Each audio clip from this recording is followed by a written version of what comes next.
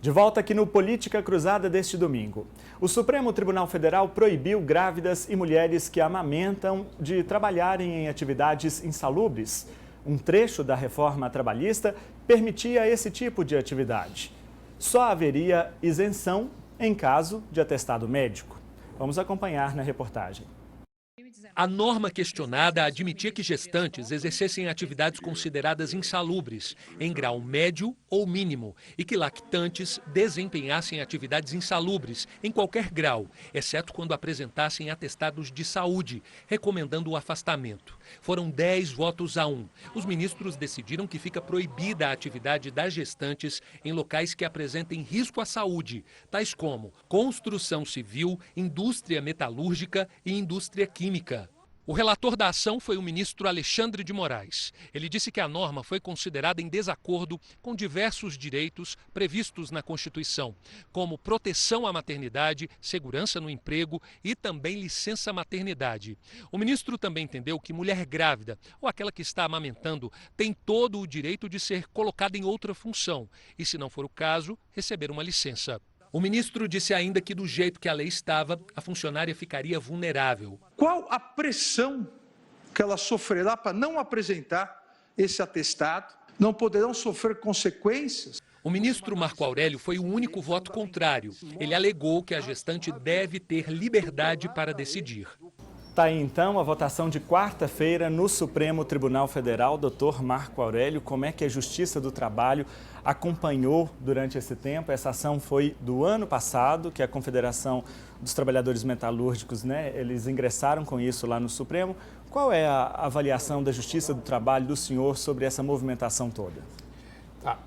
Em primeiro lugar, eu vou dizer que não tem como fazer uma avaliação em nome da Justiça do Trabalho, então eu vou fazer uma avaliação em nome pessoal, ok?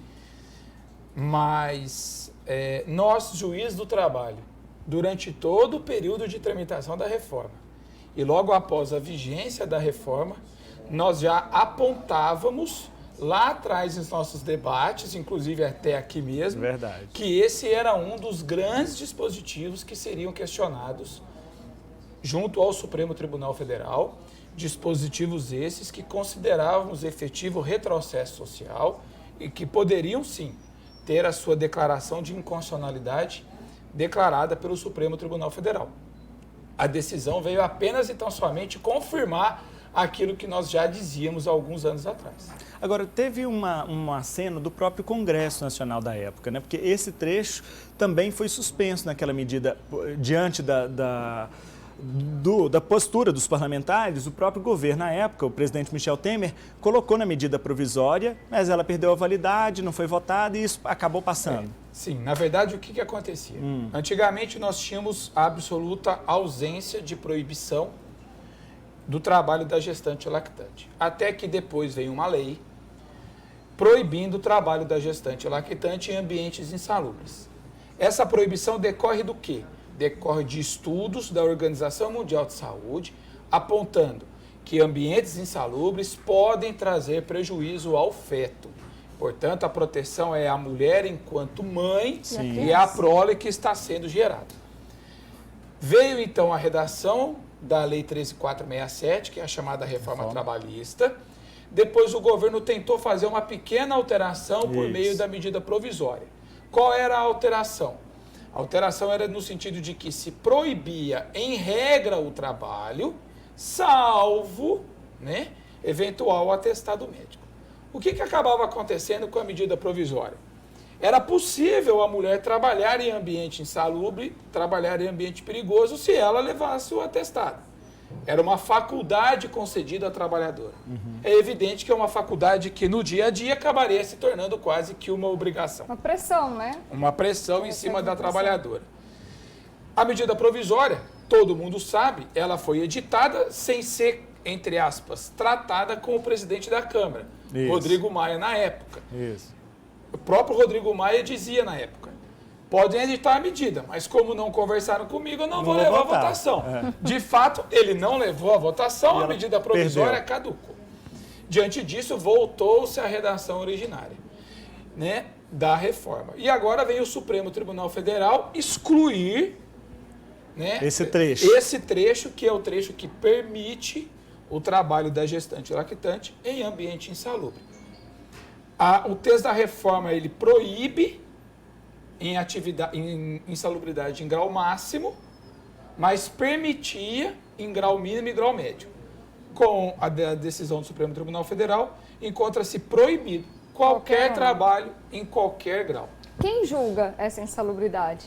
O que é insalubridade? Veja bem, É um empregador? A insalubridade, ela estava regulamentada na portaria 3.214 de 78, com vários anexos, anexo 1 ao anexo 15 ou 16 dessa norma regulamentar.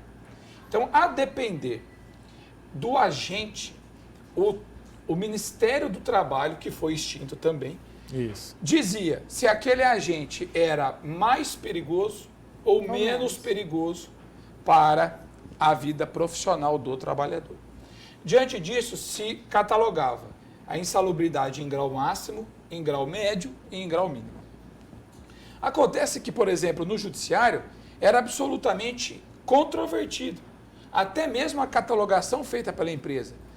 Se a empresa, às vezes, catalogava aquele trabalhador em ambiente insalubre de grau médio, às vezes, lá perante o Poder Judiciário, nós reconhecíamos que, na verdade, ele estava exposto a um outro grau. Então, ficava tudo nisso daí. Quando o legislador cria essas diferenças de grau de insalubridade, para o aspecto monetário, ele não traz prejuízo na vida do trabalhador. A diferença é muito pequena, 10, 20 ou 40% do salário mínimo vigente no país. Agora, não há dúvidas de que a agressão para o trabalhador ela é diferenciada. Com a decisão do Supremo, a gente vai ter o quê?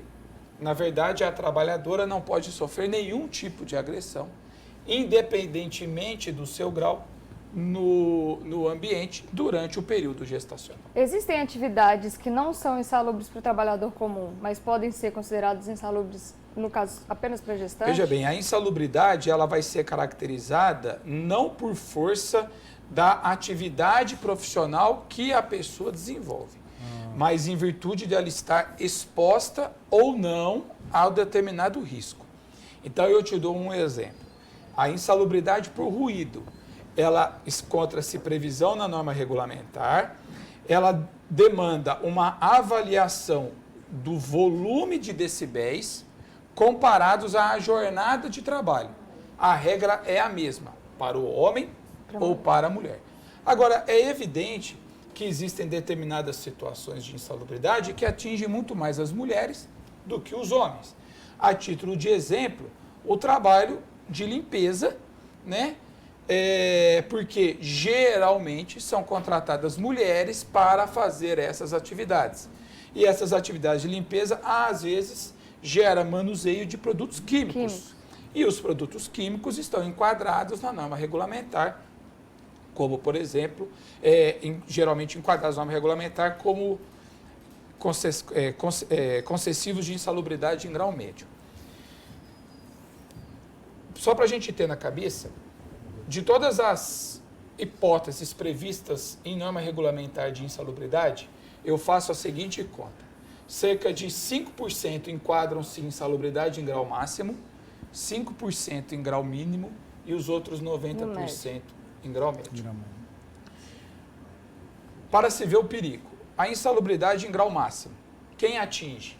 Por exemplo, trabalhadores de hospital que trabalham diretamente em contato permanente com portadores de doença infecto-contagiosa. Imagina uma mulher gestante trabalhando nesse ambiente. Agora, insalubridade em grau médio, você pode, por exemplo, ter o ruído acima dos limites de tolerância. E o que a Organização Mundial de Saúde aponta? Que ruído excessivo para a mulher prejudica a gestação e depois que a criança nasce, ela acaba sendo uma criança irritada, que não consegue dormir. Quer dizer, tudo influencia na vida da mulher. A decisão do Supremo visa, então, proteger a mulher enquanto mãe, mas, acima de tudo, a criança que está sendo gerada. Vamos trazer essa realidade aqui para o local. porque, como a gente disse, foi a Confederação Nacional dos Trabalhadores Metalúrgicos que entraram, né, na justiça lá. Aí nós fomos procurar o Sindicato dos Trabalhadores nas indústrias metalúrgicas daqui de Uberlândia e também outros atores desse universo, para saber a opinião deles dessa decisão. A gente vai assistir agora na reportagem de Kelly Borges. Cerca de 1.000 trabalhadores fazem parte do Sindicato de Indústrias Metalúrgicas, Mecânicas e Materiais Elétricos de Uberlândia, que atende também a cidade de Araguari. Aqui em Uberlândia, pelo menos 45 empresas oferecem trabalho insalubre, aquele que coloca o empregado em situações de risco à saúde e à própria vida. Os locais que a gente encontra muito ruídos, agentes químicos, poeira, produto solvente, graxas. Isso acontece no cenário nacional. Existe realmente esse fato de a trabalhadora chegar a ter que lidar com produtos químicos que são agentes nocivos à saúde e que trabalhador. E isso acontece, por exemplo, em Betim, que é onde a gente tem uma afinidade maior com os trabalhadores daquela categoria, que é da mesma categoria nossa. E isso acontece muito, é o que a gente tem de notícia. Os graus variam de mínimo, como respirar poeira, ao máximo, como trabalhar muito tempo com produtos químicos. As limitações já estão listadas na norma regulamentadora 15 do Ministério do Trabalho.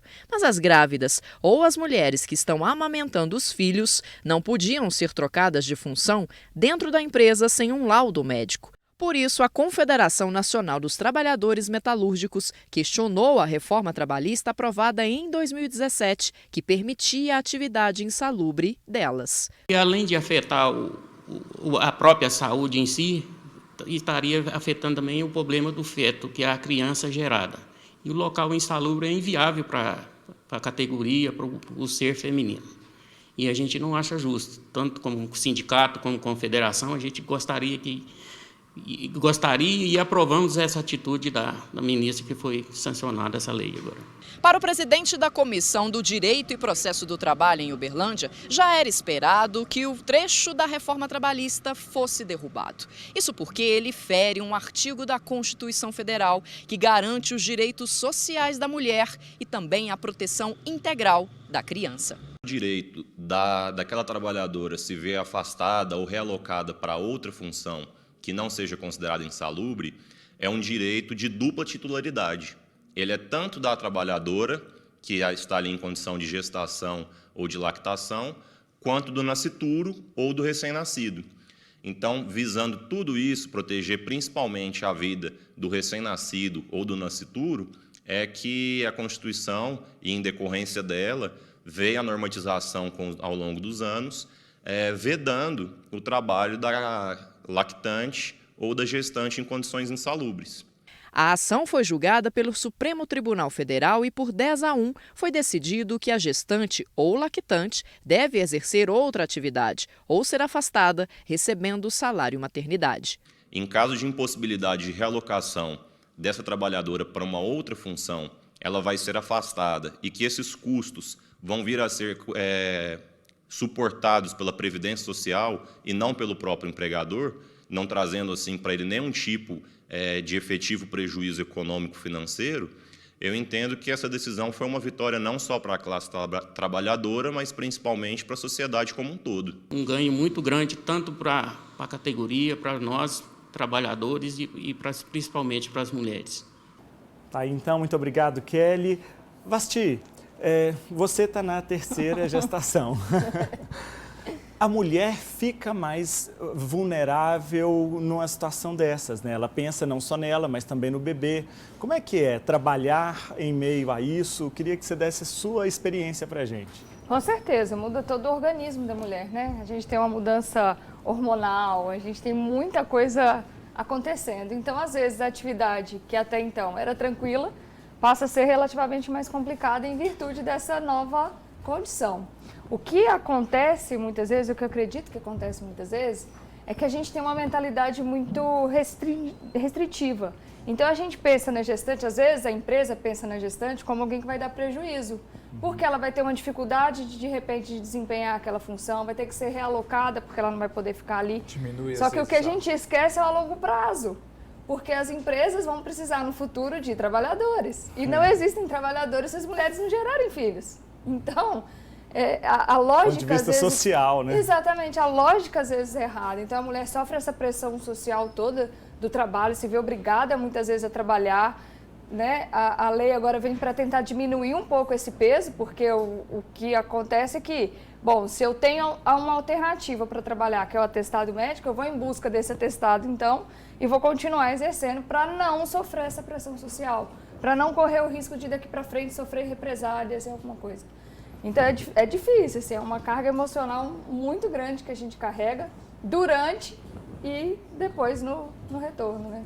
Agora, doutor Marco Aurélio, a gente está falando, o senhor explicou muito bem anteriormente, que existem portarias, existe a catalogação, os graus exatamente para medir isso. Mas e situações mais peculiares, particulares? Por exemplo, aqui nós temos a rotina do jornalista, um exemplo disso, né? Não está enquadrado em nenhum grau até então. Mas a gente não pode expor, por exemplo, uma repórter de 8 meses na rua para fazer uma cobertura policial, porque ali ela tem alguns riscos. Como é que vocês, juízes, veem essas peculiaridades? Outra coisa também do ponto de vista emocional. A gente vê que durante a gestação, algumas empresas que não têm essa maturidade profissional, elas acabam fazendo uma pressão psicológica muito grande na mulher, na grávida, dentro do ambiente de trabalho mesmo, colocando ela em situação assim, até ponto a gente vê casos que a mulher não aguenta, ela pede demissão, ela pede para sair. Né? A empresa força tanto a barra que ela acaba pedindo demissão. Qual é a ótica? Recursos que a gente tem. Veja bem. No que diz respeito a essas situações absolutamente peculiares, é evidentemente que a gente só vai poder analisar caso a caso, sim, dentro daquelas ações judiciais que são distribuídas lá na Justiça do Trabalho, né? Nós ainda temos uma cultura muito machista. O nosso país, em geral, ele tem essa cultura um pouco mais machista. Então, assim, não dá para a gente estipular um script das coisas que ocorrem em situações muito particulares. Entretanto, nós sabemos que, de fato, existem determinados momentos em que a mulher acaba se sentindo pressionada, né, por situações que ocorrem dentro do ambiente de trabalho, chegando até ao extremo de pedir demissão. Isso. Mas aí é importante nós lembrarmos, em situações como esta, que existe um artigo específico na CLT, que não foi revogado pela reforma trabalhista, que ele diz mais ou menos o seguinte, que todo aquele trabalhador que é detentor de uma estabilidade ou de uma garantia provisória de emprego, o seu pedido de demissão, para ser válido, demanda de anuência do sindicato de classe. Então, é um dispositivo que ainda não foi revogado e que nós analisamos a rescisão contratual com muita frequência à luz desse artigo. Então, se aquela gestante pediu demissão no curso da gestão, primeira coisa que nós vamos analisar, esse aspecto formal foi cumprido? Porque se esse aspecto formal não foi cumprido, ou seja, a homologação da rescisão perante o sindicato de classe, nós ficamos sempre com aquele intuito, ou pelo menos com aquele pensamento inicial, de que pode ter algo de errado ali naquela situação específica. Além disso, nós sabemos que a norma ela veio para proteger a figura da trabalhadora e do feto, inclusive garantindo a ela um período de afastamento, né, para a amamentação, que é a chamada licença maternidade, que inclusive pode ser prorrogada de 4 até 6 meses, exatamente para se garantir aquele período inicial de amamentação. Então, a Justiça do Trabalho geralmente entende como duvidoso o pedido de demissão formulado pela gestante no curso da estabilidade gestacional. Mas aí ocorre uma investigação na empresa? Não é que a gente não vai fazer uma investigação na empresa. Na verdade, o que nós vamos fazer são as partes que devem, a empresa que deve, entre aspas, em juízo, demonstrar o que efetivamente ocorreu para que nós consideremos aquela rescisão contratual válida ou inválida. Então, o que a gente vai analisar? Existem determinadas situações onde o trabalhador, de fato, não tem mais interesse na prestação de serviços porque quer cuidar exclusivamente de sua criança. Né? São situações que a gente tem que levar em consideração e ninguém é obrigado a permanecer preso em um contrato de trabalho. O que é para proteger não pode punir, né? Então, aí a gente já passa a analisar caso a caso. Nós estamos diante de uma manifestação livre de vontade da trabalhadora em, de fato, romper o contrato ou nós estamos diante de uma manifestação fraudulenta. A presunção de pedidos de demissão de trabalhadoras gestantes, a presunção é no sentido de que tem algo de errado ali. Entendeu? Então, aí compete à empresa demonstrar para mim que não havia nada de errado naquela situação. Tá certo. Bom, nós vamos fazer um pequeno intervalo comercial. Daqui a pouco a gente vai ouvir também do Dr. Marco Aurélio alguns outros pontos, comentários a respeito da reforma trabalhista e também a posição dos ministros do Supremo sobre esta questão das gestantes e lactantes. É um minutinho só, a gente volta já.